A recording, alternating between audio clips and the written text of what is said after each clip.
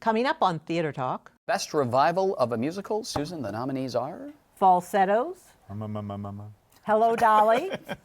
And Miss Saigon. This is a tough one. What we say. I mean, you don't know. that struggling show, Hello, Dolly, with Bette Midler. I mean, it needs this award to survive. Theater Talk is made possible in part by the CUNY TV Foundation.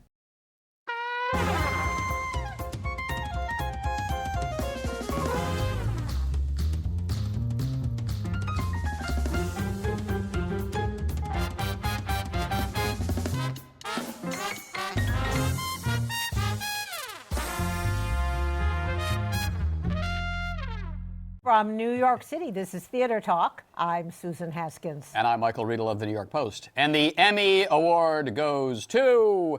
Theater Talk. Susan Haskins! Hey. Who did you beat? The Robin Bird show? We, You look better in macrame. we beat 7 shows, and we were the best interview discussion program in the New York market. Congratulations. 25 years. All right, well, hold on, wait. Would you like to touch it? I've always wanted to touch this and other things. Jesse, guess what? Wait, Michael Musto, Jesse Green. Quiet, I'm having a private moment. Hey! Patrick Pacheco from New York One Onstage, and Elisabeth Vincentelli. Okay, that's enough congratulating Self-promotion. ourselves, but we are very pleased after 25 years in this chop shop. We won an Emmy. Our guests today are Elisabeth Vincentelli from The New Yorker and The New York Times, Jesse Green, Mr. New York Times himself these days, Patrick Pacheco, where Let me count the ways. LA Times, Art Info, and New York One Onstage. and Michael Musto, who is just michaelmusto.com. And I'm just fun because this season, after watching this season, Patti LuPone describes my look as dead behind the eyes. You and Madonna. I have to say, I was at the Met seeing Rosencavalier, and it looks like you stole the Chagall painting that hangs up there. This is a serious cultural show, which is why we won the Emmy. We are here to discuss, in serious tones, the Tony Award nominees and who's going to win and who's going to lose. Shall we begin, Susan, with the first category? Yes, best play. A Doll's House Part 2. You, Nora! You! Indecent, Oslo, and Sweat. Elisabeth, I would say, I went to Oslo just the other night and was very impressed with it. It seems to me to have a heft, seriousness of purpose, and probably will win the Tony because of that. Because of that, he will probably win the Tony. Because of that, I was bored to tears. But I agree. If we're talking predictions, I think it's the one to beat. It's about the Oslo Accords and the there's- story of how they came together. I think there's also a bit of momentum behind Sweat. Oh, you think so? Well, Well, won there the is- Pulitzer Prize, yeah. Because of that. Because Despite Jesse being on the committee. I think a lot of people like Lynn Nottage.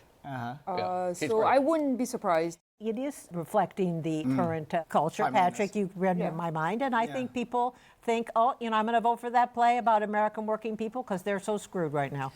4 American plays are nominated, which is great. Lucas Nath, Lynn Nottage, J.T. Rogers, and Paula Vogel. And 2 women. I think it's a great, great slate of nominees. All 4 of these plays are extremely topical and are Trump's worst nightmare. Because Oslo is about peace in the Mideast. Sweat is about unhappiness amongst workers against corporate machinations. Indecent's about lesbians. Lesbians and creative You may artists actually fighting like oppression part of that. and expressing themselves.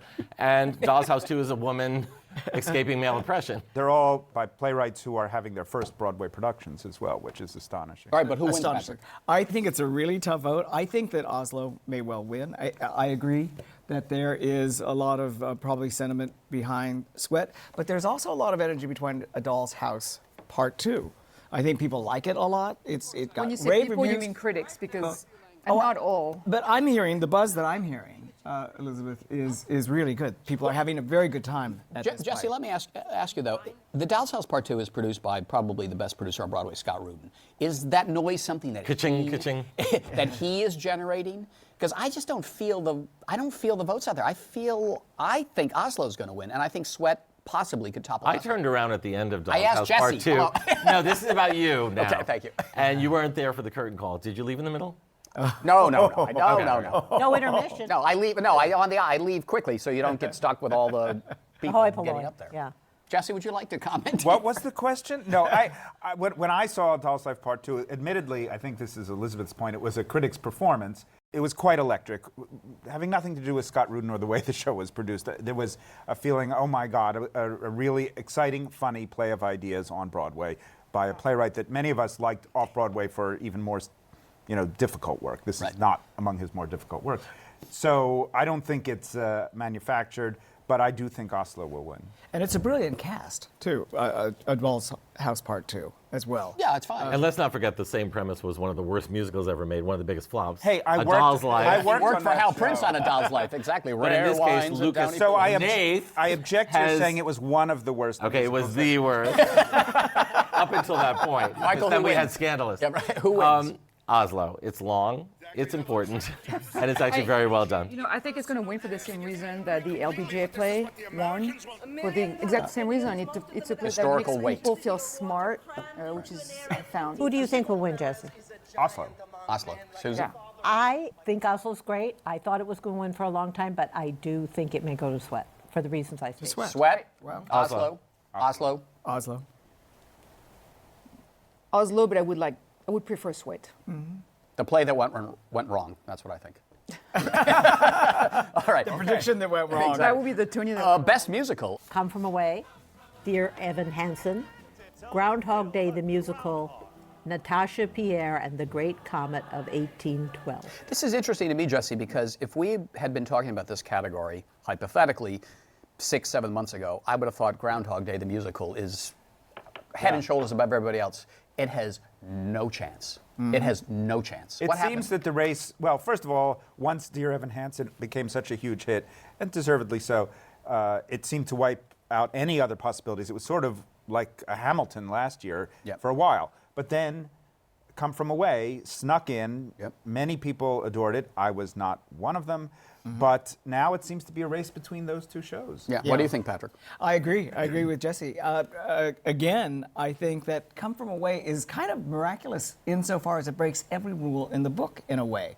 Direct address to the audience, that's what it does all the time. It balances all this omnibus of stories, none of which kind of create a certain currency that you follow emotionally, with the exception of maybe the airline. I mean, we should say that it's pilot. about that town in Newfoundland, Gander, where on September Right.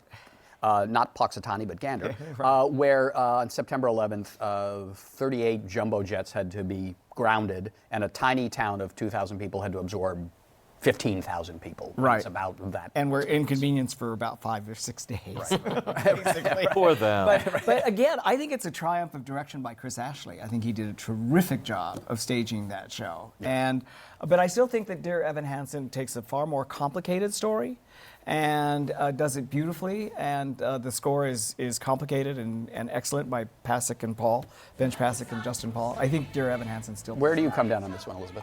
For me, I thought the race was between Dear Evan Hansen and the Great Comet. Really?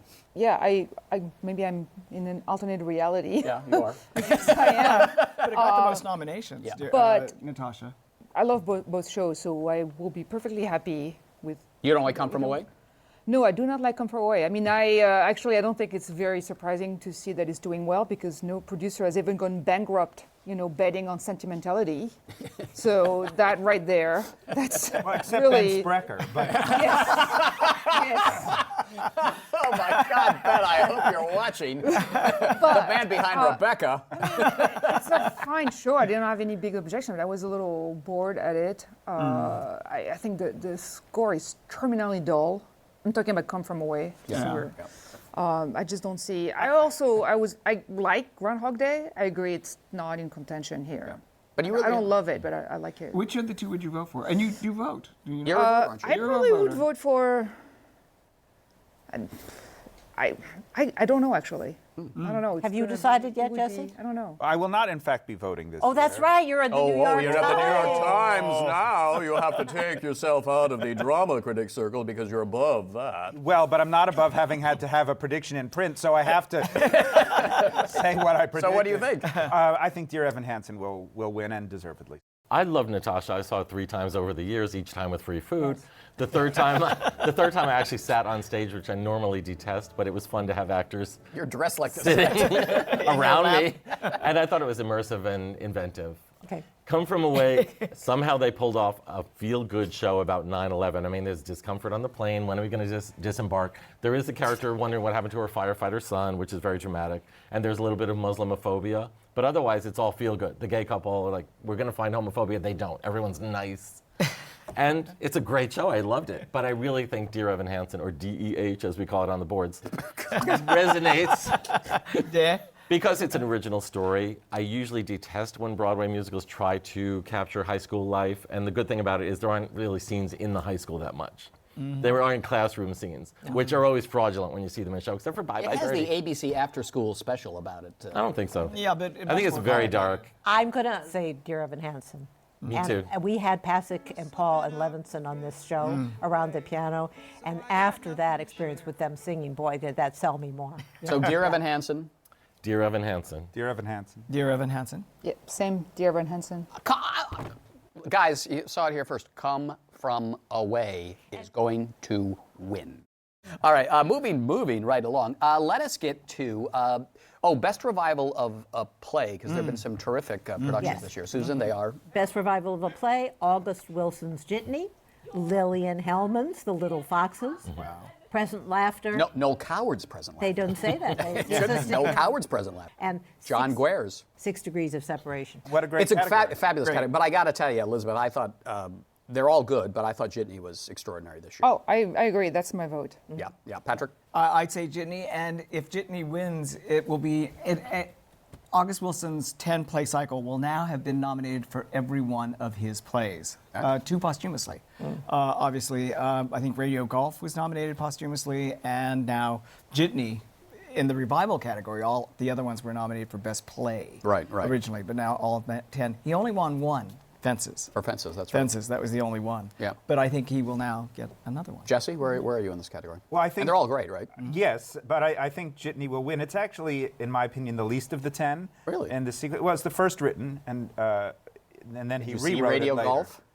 Okay, maybe it's not the least of the 10. But the production, and the category is best revival of a play. You never know quite whether that's an award for the production of a play we already know, or for the play itself getting another think it's the chance. production. Well, in that case, Ruben Santiago Hudson, who directed it, who is absolutely first rate. But it's a good argument for returning or having an ensemble award in the Tony. Yeah. Yeah, that's right, because the actors, point. every single actor in that play was extraordinary, and none of them were for best actor. They're all Right. featured. Do you think Jitney wins, Michael?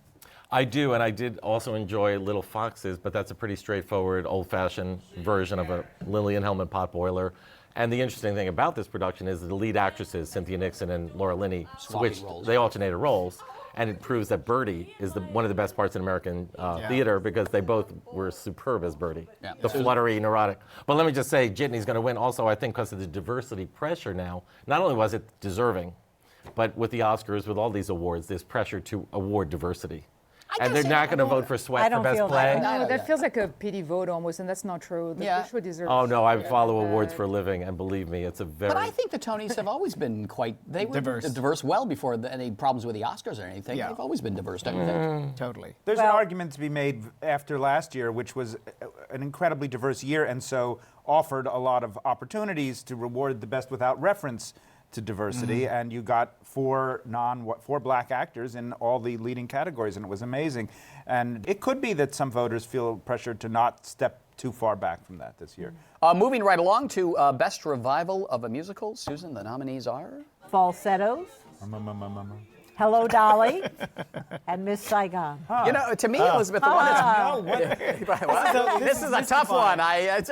What we say. I mean, you know, don't know. that struggling show, Hello, Dolly, with Bette Midler. I mean, it needs this award to survive, does it not, Elisabeth? Yeah, well, I'm speechless. Then what are you going to say? That clearly Hello Dolly is going to win. I don't. We can switch. We can go on to the next. Yeah. Bonjour, Dolly. Patrick? Hello, Dolly. Jesse? Obviously. Bonjour, Dolly. Susan? Okay. Dolly No, that will wasn't nominated. never go. Okay. All right. So let's get into some of the acting categories. This is interesting. Best performance by a leading actor in a play. Some really terrific performances, and they are, Susan? Dennis Arndt, Heisenberg. Chris Cooper, A Doll's House Part 2. CORY Hawkins, 6 Degrees of Separation. Kevin Kline, Present Laughter. And Jefferson Mays, Oslo. Jesse, Kevin Kline seems to have no interest whatsoever in meeting anyone, saying hello to anybody, shaking the hand of anyone in the press or any Tony voter. I'm told he doesn't even speak to the press agent of the show. Can he win this award by doing absolutely nothing but his performance? I think so. You think so? I do. You won an Emmy. Kevin Kline is the Monique of the Tonys. He doesn't have to campaign. Are you going to also say Bette Midler's not doing anything? She's not going to win?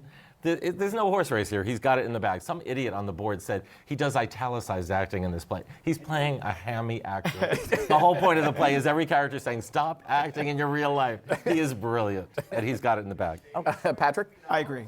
I think he's got it. I think it's a great category, and there may be some surprises, but I don't think this will be a surprise. Elisabeth? I agree. Kevin Kline. I love CORY Hawkins. I think he's the. They're all terrific, yeah. Yeah. And Jefferson Mays underdog. in I would Oslo is love great, to see Mr. Hawkins win, but Kevin Kline. But Kevin easier. Kline, you should have come on Theater Talk to talk about Noel Coward with Noel Coward expert Barry Day. You should have. Yeah, Kevin, that means none of us are going to vote for you because you didn't come on Theater Talk and you're going to really be sorry. If I All had right. a vote, we'd see. All right. Did Moving Corey right Hawkins come on? No, Best- but Jefferson Mays did. Best leading actress in a play. The nominees are? Okay. Kate Blanchett, The Present. Jennifer Ely, Oslo. Sally Field, The Glass Menagerie. Laura Linney, Lillian Hellman's The Little Foxes. And Laurie Metcalf, A Doll's House Part 2. Patrick, I would say Laurie Metcalf has the advantage here, but I got to tell you, I thought Jennifer Ely was very, very good in not a flashy role in Oslo, but she holds that play together in many ways. Totally, I totally agree with you. But I do think that it is Laurie Metcalf's year. And I think Laura Linney is terrific as well in this category. It's a very competitive category. Elisabeth? I actually liked Laura Linney better as Birdie, but she's nominated as Regina. I liked her better in the other part. So I'm going to agree that it's going to be, the winner will be Laurie Metcalf, I think. Jennifer L is always great. Whatever show she's in, she always holds it together. She's just absolutely one of my favorite actors. I adore her. Sally Field, I just caught up with The Glass Menagerie fairly recently, and I was blown away. I did not expect. Sally Field. Actually, I really didn't have any expectations, but I love that production. And Sally Field is, and I really thought I didn't need to see another Glass Menagerie for another 150 years, but it was fantastic. I just absolutely loved it. Michael? So. It's between Linney and Metcalf, neither of whom ever won a Tony despite multiple nominations. But I think it's Metcalf's year. They even nominated her for Misery. They love her. Okay? And she nominated for having to act on the stage with Bruce Willis. Exactly. Who He gave her nothing. He gave her earpiece nothing. the size of a phone booth. Laurie Metcalf has the impossible task of playing Nora 15 years later, coming back to finalize her divorce and settle scores. She's on stage virtually the entire play. She's fabulous. She has interactions with all the actors are But amazing, I'm but going she's the whole show, not like Jennifer Ely. I'm going to say heresy. I think that Laurie will win, but I saw in her performance shades of her character Jackie and Roseanne. I really did. And guess what she won for that part? The Emmy. Emmy. Where is it? There you go. Leave it on the thing. Let me touch that again. It feels so good. All right, Jesse, where are you on this? Laurie Metcalf? I agree, Laurie Metcalf. I also want to put in the same word for Jennifer Ely.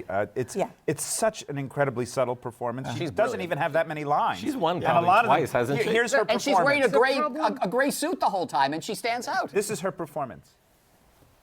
It's brilliant. It's totally The problem, and you just pronounced the kind of lethal word in Yeah. Oscar, in any award speak is subtle. Yeah. Yeah. Subtle does not win awards. That's No. just it. We just That's why I buried never Jennifer win. Early. Change your shirt. Buried her. So let's go All right, to we got a leading leading actor in a musical, 'cause Leading that's actor. interesting, and the nominees are? Okay, Christian Borle, Falsettos, Josh Groban, Natasha Pierre in The Great Comet of 1812, Andy Carl, Groundhog Day the Musical, David Hyde Pierce, Hello Dolly, and Ben Platt, Dear Evan Hansen. Wow. Where are you on this one, Elizabeth? Oh, I think Ben Platt.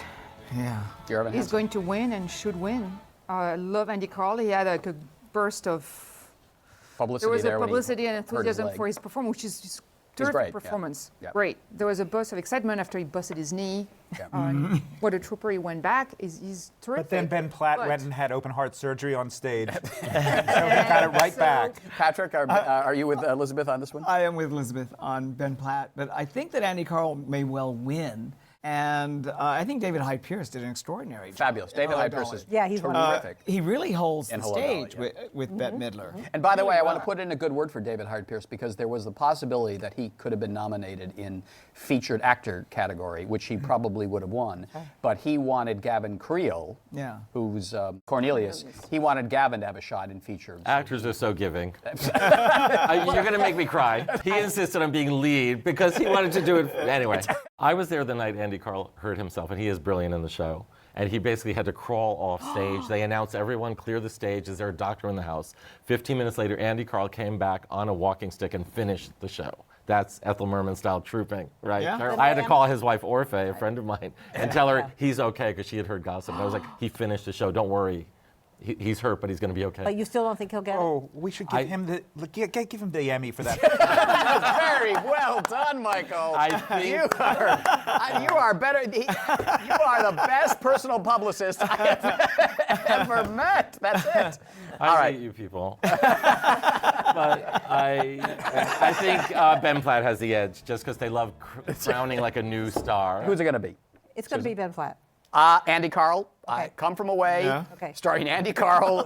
Good sweet. All right. And let's roll back the tape. It was Audra against Cherry Jones, and you said Tyne Daly. That's okay. Let's do book and score. Best book of a boring. musical, Come From Away, Dear Evan Hansen, Groundhog Day the Musical, Natasha Pierre and The Great Comet. Actually, this is a boring category. It's Dear Evan Hansen, right, Elizabeth? Yes. Patrick? I think in It both is. cases, and I think Steve Levinson did a great job. And If I Forget, his off-Broadway play, just kind of cements him as one of the best writers around. Jesse? Huh? Bette Midler. When in Best doubt. book is your book on Arthur Lawrence. Best book is Razzle Dazzle, The Battle for Broadway. I got to tell you guys. Dear Evan Hansen for both categories. DEH, yes. DEH. I think where Natasha's going to score is in some things like set and choreography, possibly. It's going to get something. Yes. Yeah, totally, totally. And maybe the director will get it. What do you think? I think DEH. DH. Who was the director? No, I don't think so. Rachel Right. Chavkin. Yes, let's say good best musical. direction of a Great musical. comment. Christopher Ashley, Come From Away, Rachel Chavkin, Natasha Pierre, Michael Greif, Dear Evan Hansen, Matthew Warchus, Groundhog Day, Jerry Zaks, Hello Dolly. I think it's Chris Ashley for Come From Away.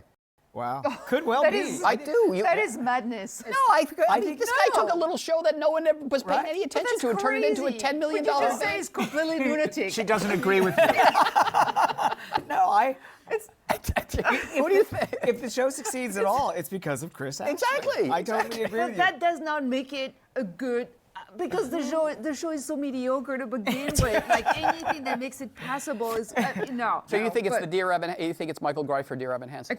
it could be Michael Greif, or it could be Rachel Chavkin, Or Pierre. or and I also love what Matthew Warchus did with Groundhog Day. So any of the I three. think it's Michael Greif. I think he's been doing great work for a That's true. long time, and I Did think he it's win between for Michael Red? Greif. Did he No, win for Red? I don't think he's never Oh, won a okay. Tony, but he's done terrific work. Jesse? I think it will be also. But Rachel Chavkin, I'm not a huge fan of Natasha or Pierre or her comet, but that's one amazing staging. So you could easily see that happening. And then Michael- she did it 3 times, 3 different versions. Well, I've done a lot of things 3 times. It doesn't mean that you get an award for it. And you all loved Hello Dolly, but nobody's mentioning Hello Dolly might win director. Jerry Zaks did a great job. It's terrific. I think he would be the No, runner-up. he did, but that show had been plotted out 50 years ago. Yeah, but it could and have he been, did a it could have wonderful been a job. really but- old-fashioned thing, and he made it. And it is a really old-fashioned thing. But he made it fresh and No, fun. it's wonderful, wonderful, wonderful.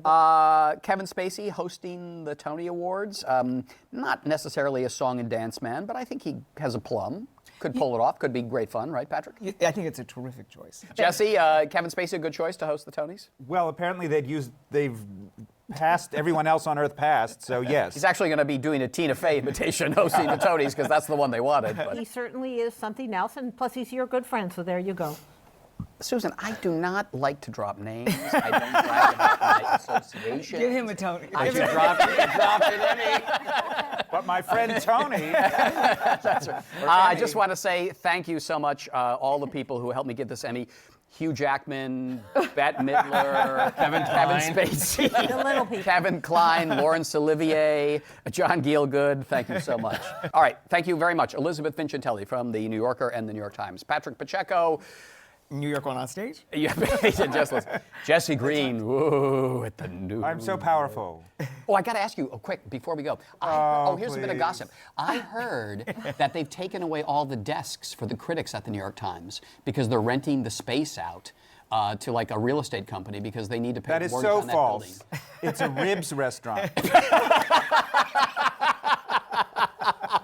You and your gossip. It's fake news. Jesse Green of the failing New York Times and Michael Musto Dead of behind the eyes. That's it. And Susan Haskins, who very much deserved this Emmy Award. I could not do this show We love you, without my good friend Susan. Susan Haskins. Thank you, guys. But I am the star. Thank you very much for being my guest here on Theater Talk. On the outside, always looking in. Will I ever be more than I've always been? 'Cause I'm tapping on the glass. I'm waving through a window. I try to speak, but nobody can hear. So I wait around for an answer to appear while I'm watching people pass. I'm waving through a window. Can anybody see? Is anybody waving? Our thanks to the Friends of Theater Talk for their significant contribution to this production. Theater Talk is made possible in part by the Frederick Lowe Foundation, the CORY and Bob Donnelly Charitable Fund, the NOEL Coward Foundation, Carrie J. Fries, the Dorothy Strelson Foundation, and the New York City Department of Cultural Affairs. We welcome your questions or comments for Theater Talk. Thank you.